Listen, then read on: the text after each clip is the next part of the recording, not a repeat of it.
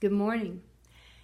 Welcome to episode 11 of Wake Up and Make Up with Grace Givens. Well, there's going to be a slight change today. We're not going to do makeup. As you can see, I've done makeup. I want to talk to you about some pretty serious things, okay? When I left you last in episode 10, I was getting ready to go in for an irreversible colostomy to take care of anal cancer. I was going to be cut from my rib cage, from my sternum, all the way down and opened up, flayed open, and have everything in my intestines moved around and removed and lose my anus and rectum and be sewn up and carry a bag in a stoma. I went in for that operation, or I went in the day before to see my surgeon to be measured for the stoma, etc. I went with my closest girlfriend, who's been my friend for years, Donna. I think you've heard me speak of her before. And our appointment to see the surgeon was at 11 o'clock in the morning. I got there around 10:15 because I just had the EKG before. And I went into his office and we waited. My daughter, Jessica, and her husband, Jamil, brought the baby. They wanted to meet him, too. They waited until 1:30. They couldn't wait any longer because then their day was going to start with their business. But we continued to wait until 3. And at 3, they said, well, why don't you go on down and get measured for the stoma and then come back? He's really busy. And I said, really? What is he so busy with? He must have had a terrible emergency in surgery or something, right? No. He was interviewing other patients, new patients, doing consults. I was having surgery the next day. I was fasting, and I was going to go home and have to do a colon cleanse. If any of you has ever had a colonoscopy, you know how fun that is and what I had to look forward to that night. It was not a great day. He saw me at 4. He came bustling in. He had not had a chance, or had not bothered, to even review with his nurse who I was, for that matter, or anything about me. He came in talking about the surgery and about the risks for the 99th time, how terribly risky I am, and started telling me about the things that might happen to me after the surgery. And then he realized that he was referring really to a different surgery from mine, and we retracted on that one. And then I happened to mention that I'd had bronchitis and the flu since I'd seen him last. And he said, you what? What? And I said, well, I still have a little cough from the bronchitis. You have a persistent cough? And I said, it's in your chart. I called you when I got the flu. I called you and I asked for permission to get a steroid shot so that I could control it. And I called you to say that the cough hadn't completely gone away. And you gave permission for the steroid shot. Your nurse called me back and told me that. And you sped up my x-ray, my pre-op x-ray of my chest to make sure it was clear, and it was. And so she assured me that there'd be no problem. Well, I can't operate on you with a cough, with a persistent cough. You'll get pneumonia. I said, well, I questioned that too, and her answer had been, you won't get pneumonia. We'll actually make you cough the day after surgery, so don't worry about it. He said, well, I'll make you cough, but you'll still get pneumonia. No, I can't. We'll just have to put this operation off. And there's no problem putting it off. I mean, there's no urgency. I don't know if you recall when I first went to see this doctor, but he told me then that it had to be done within 4 to 6 weeks. It's now been over 2 months, and we haven't done anything. But now it's no urgency. But I was a little relieved. I was depressed about the whole thing anyway. And so I said, well, okay. But at least we know that my PET scan was clear, right? Because I had to have a pre-op PET scan, and I'd had it the preceding Friday on the 22nd of September. And he said, didn't you read it? I said, no, I'm not in the habit of reading my own reports before I see my doctor. And he said, oh, well, I'm sure it's on your portal. Okay, well, I'll look at it. And he opens up his computer and looks at it clearly for the first time.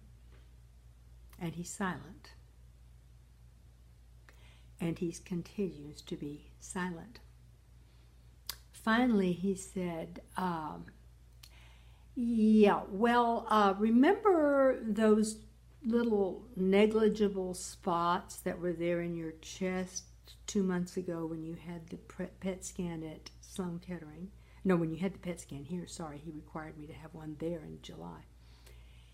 And I said, yeah. He said, well, one of them is bigger. I don't know if it's really bigger, but it's taken a lot more dye. And I said, well, what does that mean? He said, well, it means you probably need to get it biopsied. Yeah, you probably need, no rush, of course, but you probably need to see a pulmonologist and a pulmonary surgeon and an oncologist about this. And then we can do the surgery. I mean, there's really no rush to your surgery. We can wait 4 to 6 more months and you'll be fine. And then he added, yeah, I'm kind of glad that you asked me to look at your PET scan. Actually, his word were, I'm glad you suggested I look at your PET scan. He left. I was in a state of shock, friends, in a state of shock, and so down. And, you know, I'd had the feeling all along that this man did not really want to do my surgery. He considers himself to be very famous. He has a fantastic reputation in his hospital anyway. And I was risky. I manifested possible complications. I don't think he wanted any part of that. I think he didn't want anything to inure to a poorer reputation. And so he wasn't just crazy. And we didn't have a chemistry. I can't explain it, but I've had so many doctors in my life. I know the difference. It doesn't mean warm and cuddly bedside manner, but you know when a doctor likes you and wants to work with you, and you know when he doesn't. If you become pretty astute about that. So I was very down. And I have to say, by this time it was after 6 in the evening, and what I really wanted was cocktail. So we came home and I had my share, as did she and my husband, and we just cogitated about this ridiculous day. And I went to bed, and the next morning I got up and made coffee, and on my way to ask her if she'd like some, I looked out my atrium window, and there, perched in my atrium, was a cardinal. And I'm sure you've all heard the legend of cardinals. It means that they bring you news or love or something from someone that you love beyond. And this was my second encounter with a cardinal that wanted to hang around a little bit. I called Donna. She came and looked, and she said, Gracie, this is a message. Something wonderful is going to come out of this. Well, she's pretty profound, I'll tell you. A couple of days later, I was so down because this was told to me. It was told me that this was the only doctor who could really do my surgery because of the kinds of radiation I'd had. So where was I going to go? I had no confidence in this man anymore. I had no confidence in myself with him anymore. And I wasn't comfortable even with the people that were on his team. So I happened to get a phone call a day or two later from someone I love very much, whose daughter has the same disease I do, but she's in a different condition, and she's in a difficult condition. And they were really looking for some kind of study to help her. And she called to say that someone had told her that the best place to be treated for anal cancer was in fact in Houston, but it was at Baylor Medical. Well, I was so excited for her, and I said, I will call and meet somebody over there and try to find out how I can get her into a study or find out what there is available. Is there any news?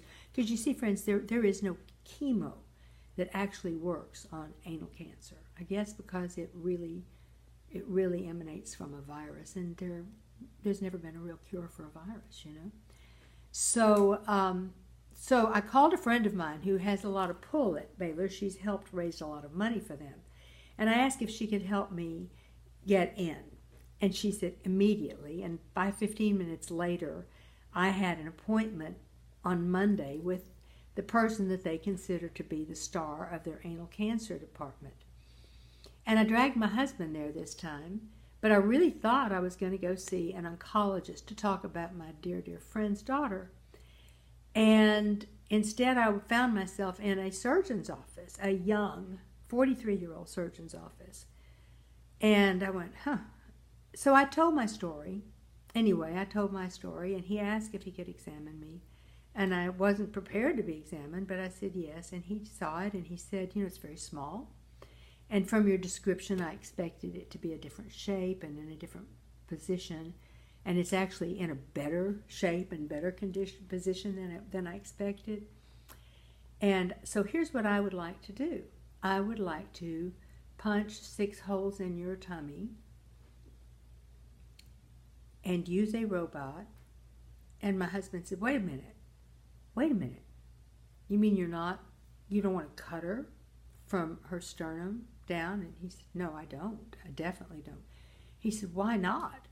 And he said, well, there are several reasons. First of all, because I don't want to lay her wide open to the world with all the bacteria that's around a hospital and get her infected in there. Second of all, I don't want her to have a hernia later, which she certainly would with the kind of surgery that had been proposed to her. And I don't want her to have adhesions later, which she certainly would if she had that kind of surgery. And so I propose a laparoscopic surgery with the use of a robot. And it'll be a much quicker, easier recovery on her. And that's what I would do. I started crying. I felt like I'd found home. And this young man he was young, 43 years old. My goodness, that's just 2-3 years older than my daughter. And so nice and so confident, but not arrogant. And I was instantly sold, as was my husband.